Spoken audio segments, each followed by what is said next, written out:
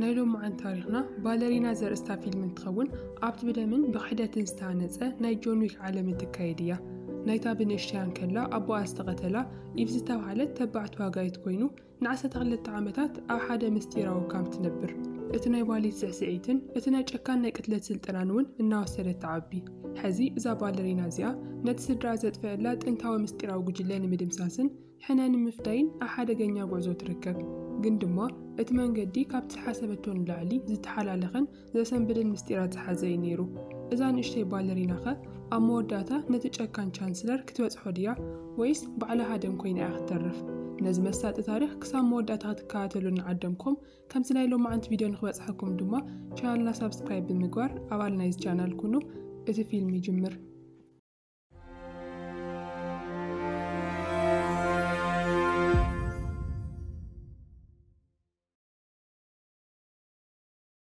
عم جمر التاريخ إيف استوحدت حنت نشتي قلعة مسبوع هافير بينهم ينور نيرم إيف نبالي سعسعيت بتعميات فورتو أبا دما كل جزء زتواوعة حدا معلتي أولدتها نبالي سعسعيت زلوا نشتي ناي موسيقى صندوق هوا حدا ليتقنا اتزنورم هدات نوع قرقر يغير زتوسنو جوجلنا أصوات وتعدرات نبتجزؤهم بحيلياتو هافير إذا نجارزي يصبوا كم زنارة بزار كونتات بغل الطافن بتشكانن نتم مدقعت زفنو ببحاد قتلهم يجمر كايدو خاعة تراسب كم زي كون نردا هافير اتقوداي كندينا حدا جنيا مخانو سلازتردو نيف أحد مستيراو كفلي حاقة قندما اتو متعدرات إنا بزحو سلازمتو أموداتا يسعر اتي نايتم جوجل مرح زغانا چانسلر ستوحال سب أيون نيف كوستايلونا ويمتزق إذا چانسلر نتنشح عامتات زنح مستيراو جوجله سمرح زلو خوينو هافير كعا قدم أول نايت جوجله كم زناري قهاد حزي إذا چانسلر نيف مسكالوت كو عالم ستاكو هزانات حبيرة نابتزغلت الولدو تواقايت كتكوني الزليا زلو شعود چانسلر نهافير حانت تأيت زلو عشقوت بمهاب عرسون خطفة چاكان عددي هو قندما إيفنا أباخت صوعان كلا اتناي كالوت تخلت بمسرع نهافير عاوي عددي خونو بغصبة تمليسو خعا نخلهم يتقاممو ببحاد الناقوري قتلهم اتشانسلر قنا أبتسألمات يسور أبتربشا ماخل إيف أوكسار حد وتادر نا إكس غرسو حنساس ترئي هافير دما نتقزا بزبار نتاقو بمتكواس نيف حيزوا يوزق تيت وغيوو إنا دمي ولا كوانت نمارة نسا سلام كساوت خوون قنا من مي مسلون اتقزا بحاوخ نددن كاللو خعا هافير عرسها حلو يخي زبن نيمو داتا قال نجير ويعرف شعو ابن بوليس أوعى كل نجار تناجر قندما حرزي تسبيت تسوق عيمتز اتزمت أسف وينستون استوعله نايت فيلوت كونتيننتال هوتيل سرح كايديو نتازخت عمقالون حيزوا ناوروس كاروما استوعله تواقعت الستون اللبوتا يوستا أو خاعة دايركتر تواهيلا بتفلت حيال سويت قوزر تودق عسى تغلت عامتات حاليفهم إيف اتقدم نفلتا نيشتي قوالي كونتن حزي أو تحتتا دايركتر السلطنت برتوع باليرينا خوينادلا أو روسكارو مخعا كل نوالد سلطنا سعسعيتن سلطنا قتلتن حويرن ينزب مهارة أو بالي سعسعيت بجازي كونس أكالن أمرون موقوزار زحقز ناي ميزان ترونيو أبتي بعامل سلطانة عالم إيف دحرنا بالي سعسعيت سلطنا قادتا نابتناي متقعت سلطنا تساقاقر كاب إيدني إيد سكبر قدم كساوت ما استفالالي أزوار نفس وقف تطريق كدت نهلونا وساني ينيرو كم تمنوح قزاز قورو قتلت سيكونس إيفن بصوتان فوليات سباتن نورات نمكل خاليوم سلطون نيرو نعسة تغلت عامتات زحلفتو نايس غاين سعرن سلطنا دما نيف فليتي تواقايتي جبرا أمور داتا أو كفلا كم تازبلزت كل سوز فرحة زدنا آخوينا تمرا دين دما مجمرة حالنا يمور داتا فتنات حال الفلوة اتنحز علامة حدا نتودوم زخادعة كابتوم لعلوة حلفتا ينيرو يبون بزي زخنا مترطار توكيسات قتلو بزخعة اتناب قتالي تستقبره ناي مغيار سرحة يزازم دحريو بينا دويلة بزعابو أن حسبتن كلا اتعالم زنقتقته جون ويك كامل لعالم بزمتو قتلتي انات هادا نسل زنمره كابروس كاروما حاجز المحتاتي متزق جون ويك سروح وديو كواتزن كلو إيفن مجمريا جيزي نت بتاريخ بتشات فلت أنا رجعنا قصن تريو نسان عامتات بزعوات زي كاز مسل زكبرسب بزح وراه سمع زاني حيا جون ويك كاوزنا قتلت عالم كترحق ولا كوانتو مخرة إيف قنا ناتا من قد تمرز نتا قداميت الأخوة أخوة نحن تابتام إيساويت سبيتي كاو تسألرت جوجلتات نمكل خالي نيرو بزقد تاون تقبلو برئسة تأمانነትን بزي من فرحن نابت عمام تأتي دحر استوسن سكنتات اتخونتاتنا موت يغير كمتنا تتصبي وزنورو حدا وجل عطوغات نتا عيساويت سبيتن متقعيلهم متقعتي يسدولا يفقنا يتسنابدتن اتن عامتات زوسدتو سلطناء تقوصاصيرا نتخفلون تقواصرو نفس وكف متقعت زفنو دما ببحاده ترفرفو دحر ዛ قداميتي عوت تلوخا إف اتناي روسكاروما وقعوتاتو يوهابا إذا خا ناي تودو قاميت أبال مخانا زرقاقت ملكتيو كابت جزاتي جميرو اتزوهابا سراح إنا تسلمن إنا خبدن يمتزق نفس وكف عمامون كابت قدم زنورتو مننت إنا رحقت نغت كيدي جورا حزي نحلنا يكون نرهرها بوتا زيتو جاكاين سرحتنيا خوينا الله حدا ليتي ناو غزانا تملستن كلا نعاان مقتال ستلأخ حدا قتالي حدا متقعتي سدلا اتوقعون حاصيرن جاكانن يخون يبدو ما بقليلو تشنفو نتي قتلتو سب كتمرمرون كلا غنا اب ايدو ناي اكس ملكت حنصاص تري እዚ ምልክት እዚ ድማ እቲ ቅድሚ ዓመታት ነቦኣ ዝቀተልዎ ወታደራት ምስ ዝነበሮ ምልክት ሓደ ዓይነት እዩ ነይሩ እቲ ናይ ቀደም ዝኽሪ እናተኸታተላ ኢፍ ብቁጥዐ ናብቲ ቤት ጽሕፈት ናይታ ዳይሬክተር ተኣትሞ እቲ ሓቂ ንኽትነግራ ትሓታ ኣው ከዓ እታ ዳይሬክተር ብዛዕባቶም ጥንታዊት ምስጢራዊ ጉጅለ ኩሉ ትፈልጥ ከም ዝነበረት ትግንዘብ ግን ድማ ኩናት ንምውጋድ ኢላ ሱቕ መዋዕል ትመርጽ እታ ዳይሬክተር ንኢፍ ነቲ ዝሓለፈ ታሪክ ረስዕዮ ኢላ እኳ እንተጠንቀቐታ ኢፍ ግና ብዕውር ትእዛዝ ትቕበለ ይነበረትን በቲ ዝተገበረላ ክሕደት ተሰሚዕዋ ናብቲ ክሕግዛ ዝኽእል ሓደ ሰብ ናብ ዊንስተን ትኸይድ ዊንስተን ማለት እቲ ናይ ኮንቲነንታል ሆቴል ስራሕ መካየዲ እዩ ዊንስተን ብኽብሪ ይቕበላ ንሳ ድማ ሓንቲ ወርቃዊት ቅርሺ እናሃበቶ ብዛዕባ ምስጢራዊ ጉጅለ ሓበሬታ ትሓትት ዊንስተን ነቲ ዝደለየቶ ሓበሬታ ክህባ ይስማማዕ ግን ድማ መጠንቀቕታ እውን ይውስኸላ እቲ ንሳ ተሃድኖ ዘላ ጉጅለ ተራ ሓይሊ ዘይኮነስ ንሽሕ ዓመታት ዝጸንሐ ብጭካነ ዝፍለጥ ናይ ህውከት ሕውነት እዩ ቅድሚ ነዊሕ ግዜ ምስቲ ላዕለዋይ ማኣዲ ሩስካሮማን ኮንቲነንታልን ተስማሚዖም ሰላም ፈጢሮም ነይሮም እዮም ሕዚ ግና ነዚ ሰላም እዚ ንምፍራስ ማለት ነቲ ናይ ውሽጢ ዓለም ዘባርዕ ኩናት ምጅማር ማለት እዩ ኢፍ ግና ውሳነ ኣይቀየረትን ዊንስተን ምስቲ ናይ ላዕለዋይ ማኣዲ ማእኸላይ ኦፐሬተር ብምርኻብ ሓደ ካብ ኣባላት እቶም ጉጅለ ፓይን ዝተባሃለ ሰብ ኣብ ፕራግ ዝርከብ ጨንፈር ኮንቲነንታል ከም ዘሎ ይፈልጥ ኢፍ ድማ ብዘይ ምንም ምልውል በታለይቲ እቲኣ ናብ ፕራግ ተምርሕ እቲ ሆቴል ብሓደገኛት ቀተልቲ ዝተመልአ እዩ ካብኣቶም ሓንቲ ድማ ሌና ትበሃል ንሳ እውን ከም ኢፍ ንፓይን መቕታል እያ ናብኡ መፅያ ሌና ንበይና ኣይኮነትን ሰባት ካብቲ መነፅር ዘሎ ህንፃ ኮይኖም ንናይ ፓይን ክፍሊ ብርሑቕ ይከታተልዎ ኣለዉ እዮም ኢፍ ድማ ኣብ ጥቓ ናይ ፓይን ክፍሊ ሓደ ክፍሊ ትካረ ሽዑ ንሽዑ ብመስኮት ሓሊፋ ናብቲ ናይ ፓይን ክፍሊ ብምስጢር ተኣቲ ግን ድማ ውሽጢ ምስ ኣተወት ኤላ ትበሃል ንእሽተይ ቆልዓ ትረክብ ኢፍ ዝተጸበየቶ ነገር ስለ ዘይነበረ ቁሩብ ትሰናበድ እሞ ሽዑ ንሽዑ ከዓ ፓይን ብድሕሪታ መፂኡ ሽጉጥ ይድቅነላ እታ ህፃን ኤላ ንፓይን ጓሉ እያ ፓይን ካብቲ ዝቋፀሮ ዝነበረ ምስጢራዊ ጉጅለን ምህዳም ኢሉ እዩ ነታ ጓሉ ዝሓቢእዋ ዘሎ እዚ ኩነታት እዚ ኢፍ ነቲ ዝሕለፈቶ ታሪክ ኣቦኣ ካብቶም ጨካናት ንምክልኻል ኢሉ ዝገበሮ ቃልሲ ዘዘክር እዩ ነይሩ ኢፍ ናብ ዝመፀትሉ ዓላማ ንፓይን ምቕታል ወላ እኳ እንተነበረ እቲ ኩነታት ግና ንዓኣ ኣዝዩ ጥቡቕ ኮይና ትረኽቦ ምስቲ ናይ ሕሉፍ ህይወታ ብጣዕሚ እዩ ዝመሳሰል ብኻሊእ ገጽ ድማ ሌና ኢፍ ኣብ ውሽጢ ክፍሊ ናይ ፓይን ከም ዘላ ካብቶም ካልኦት ሰባት ሓበሬታ ትረክብ ግን ድማ ኢፍ ናብኡ ዝመፀት ክትቀትሎ ዘይኮነስ ንፓይን ክትከላኸለሉ ስለ ዝመሰላ ኣብ ልዕሊ ርእሲ ፓይን ዝነበረ ናይ ክፍሊት ዋጋ ዕፅፊ ትገብሮ እዚ ማለት ከዓ እቶም ኣብቲ ከባቢ ዝነበሩ ኩሎም ቀተልቲ ተኣኪቦም ናብ ናይ ፓይን ክፍሊ ንኽመፁ ይገብሮም እቲ ዝነበረ ወጥሪ ናብ ረብሻ ይቕየር ኣብ ውሽጢ እቲ ክፍሊ ድማ ብርቱዕ ናይ ብረት ተኽሲ ይጅመር ጥይት ነቲ መንደቕን ኣቑሑትን እናበሳስዖ ክሓልፍ እንከሎ ኢፍ ምስ ፓይን ኮይና ክትስለፍ ትውስን ነታ ህፃን ኤላን ነቦኣን ንምውፃእ እውን ግዜ ንምርካብ ኢላ ምስቶም ቀተልቲ ትዋጋእ ኣብ ውሽጢ እቲ ዝወርድ ዝነበረ ሊፍቲ ኮይኖም ከዓ ፓይን ንኢፍ ንኤላ ንኽትሕልዋ ይምሕፀና እንድሕር ንሳ ንጓሉ ሓልያትሉ ንሱ ድማ ብምላሹ ብዛዕባ እቲ ምስጢራዊ ጉጅለ ኩሉ ዝፈልጦ ነገር ከም ዝነግራ ቃል ይኣትወላ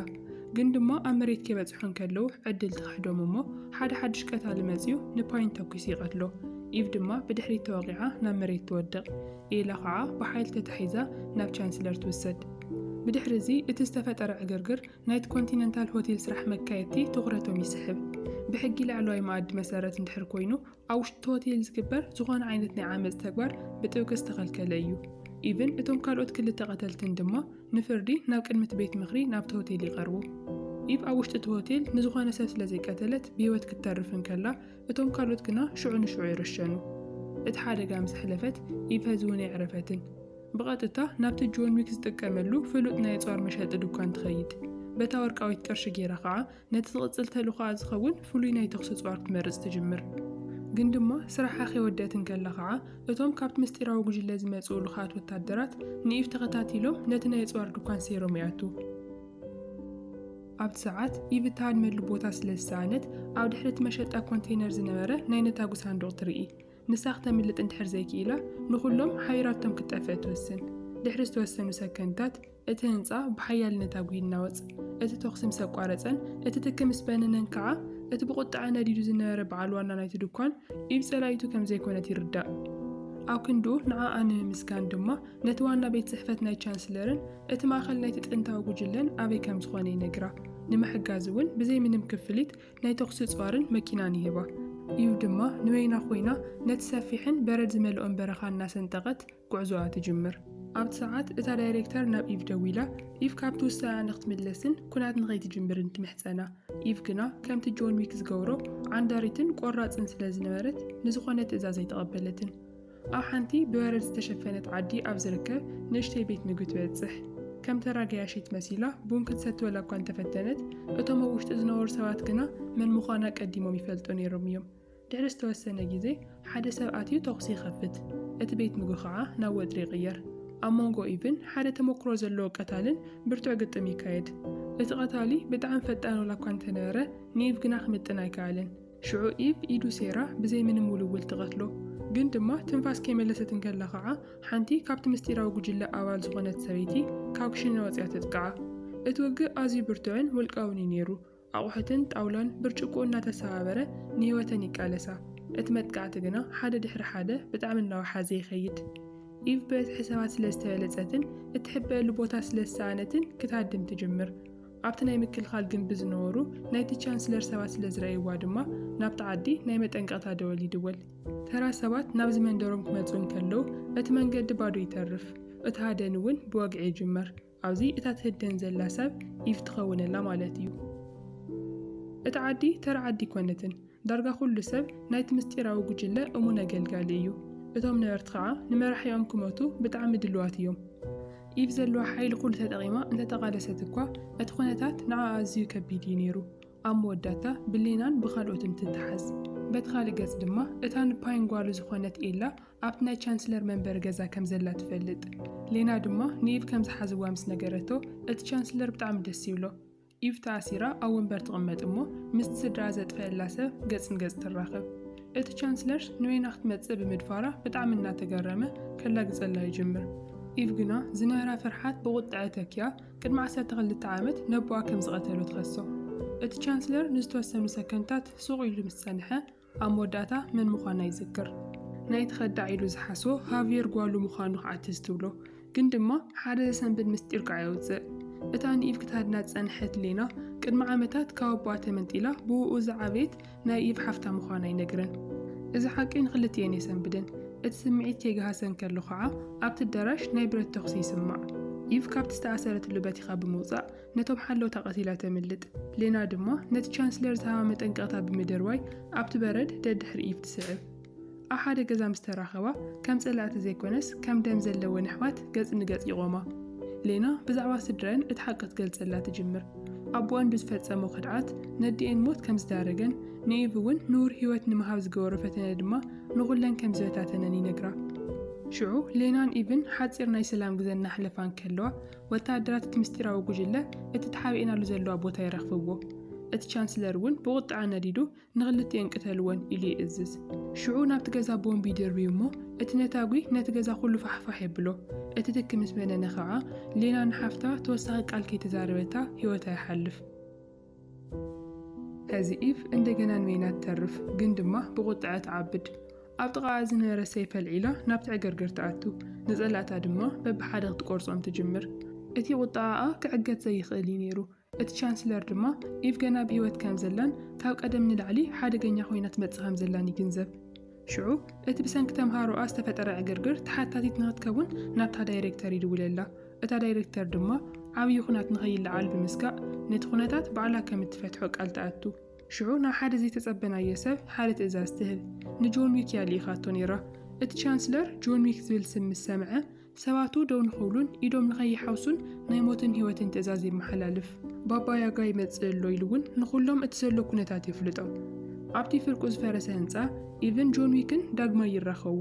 ጆን ካብዚ ህይወት እዚ ንኽትወፅእ ናይ መወዳእታ ዕድል ሂባ ግን ድማ እቲ ን12 ዓመታት ተሸከመቶ ጽልእን ስቃይን ኣዝዩ ዓሚቕ እዩ ነይሩ ድሕር ማሊ ለመድኩን እየ ብምባል ድማ ክልቲኦም ብርቱዕን ዘይቋርፅን ግጥም ይጅምሩ ጆን ብተመክሮ ስለ ዘልፃ ንኢቭ ደጋጊሙ ይውድቓ ግን ድማ እቲ ዘይሕለል መንፈሳ ከዓ ንጆን ንኽቐትላ ይፍቐደሉን እቲ ቆራፅነታ ንገዛእ ርእሱ የዘኻኽሮ ስለዚ ጆን ሓደ ስምምዕ ይገብረላ ሕና ንኽትፈዲ ሓደ ዕድል ክህባ እዩ ግን ድማ ክሳብ ፍርቂ ለይቲ እንተዘይወዲኣቶ ንሱ ባዕሉ ንኹሉ ነገር መወዳእታ ክገብረሉ ንዓኣ እውን ሓዊሱ ከም ዝውዳእ ይግደድ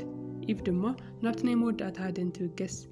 መጀመርያ ኣብቲ ናይ ኣፅዋር መኽዘን ሓደ ናይ ሓዊ መተኮሲ ትረክብ እዚ ከዓ ናይ መወዳእታ መሳርሒ ኣይኸውን ኢቭ ነቲ ናይ ሓዊ መተኮሲ ተጠቒማ ንኹሎም ጋንታታት ናይቶም ቀተልቲ እናንደደት ትሰግሮም ግን ድማ ካብ ኩሎም ዝሓየለ ናይቲ ቻንስለር ዋና ሓላዊ ይገጥማ ንሱ እውን ተመሳሳሊ ናይ ሓዊ ፅዋር ስለ ዝነበሮ ነቲ መመሓላለፊ ታነል ልክዕ ከም ገሃነም ብሓዊ ይነድድ ኣብ መወዳእታ ኢቭ መስኮት ተደፊኣ ንንእሽተይ ተምልጥ ግን ድማ ህዝቡ እንደው ይበለትን በቲ ዘለዋ ናይ ሕነ ምፍዳይ ስምዒት ተደፋፊያ ነቶም መንገዲ ዝነበሩ ወታደራት ሓደ ብሓደ እናንደደት ናብ ትክን ሓመድን ትቕይሮም እቲ ቻንስለር ድማ ሰራዊቱ ከም ዝጠፍአ ምስ ረኣየ ነቲ ህፃን ኢላ ሒዙ ካድም ይወስን እቲ ናይ ኢቭ ናይ ሓዊ መተኮስ ነዳዲ ይውድእ እቲ ናይ ቻንስለር ሓላዊ ግን እቲ መተኮሲኡ ገና ሓዊ ኣለዎ እዩ ሕዚ ናብ ኣና መፀ ምስ ረአየቶ ካሊእ መንገዲ ክደሊ ትግደድ ኣብ ጥቓኣ ዝነበረ ናይ ማይ ቱቦ ልዒላ ትገጥሞ